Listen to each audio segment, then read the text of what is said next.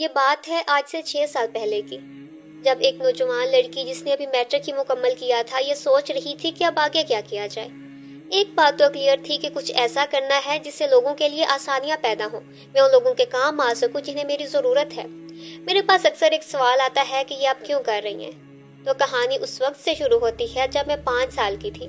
مجھے پینسل کی ضرورت تھی اور میرے پاس 3 روپے تھے۔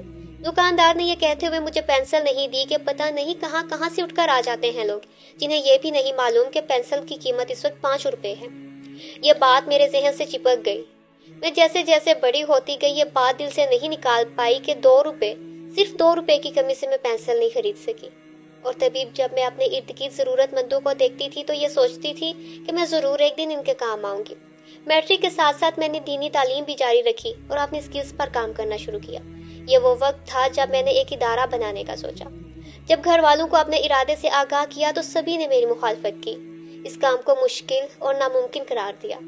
تب ایک بار تو مجھے محسوس ہوا شاید میں یہ نہیں کر سکوں گی، لیکن اندر کا شور مجھے چین نہیں لینے دیتا تھا۔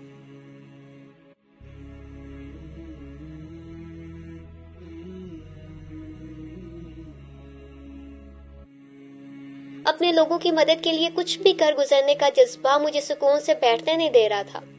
میں نے اس ناممکن کو ممکن بنانے کا سوچا اور اللہ رب العزت کی مدد سے ایک ادارے کی بنیاد رکھی۔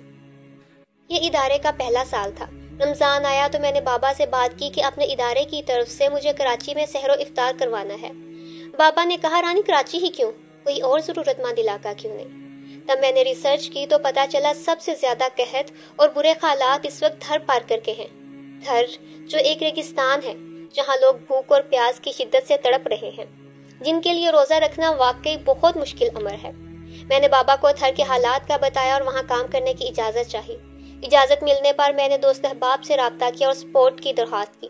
سب نے مدد کی یقین دہانی کروائی اور بہت ہمت بندھائی، اور یوں چھوٹی سی عمر میں اور میرا چھوٹا بھائی ایک نئے اور بظاہر مشکل سفر کے لیے نکلے۔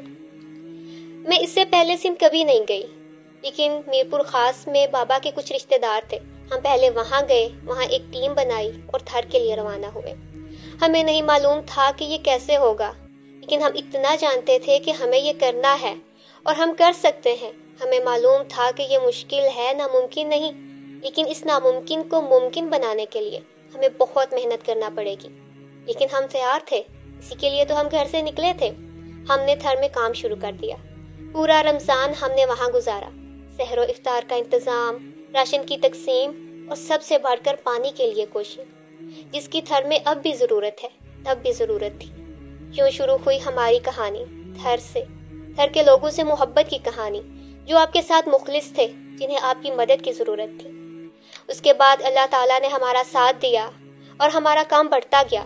اب ہم ایک ماہ میں 3 سے 4 چکر تھر کے لگاتے ہیں، وہاں رہتے ہیں، ٹیم کے ساتھ مل کر کام کرتے ہیں، اور انشاءاللہ ہم اس کام کو جاری رکھیں گے، کیونکہ ہمیں یہ جاری رکھنا ہے۔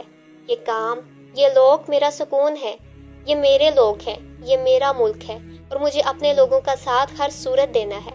اللہ تعالیٰ ان کے لیے آسانیاں اور ہمارے لیے بھی آسانیاں پیدا کرے، آمین۔ دعاؤں میں یاد رکھیے گا۔ سلامت رہیں، طیبہ رانی۔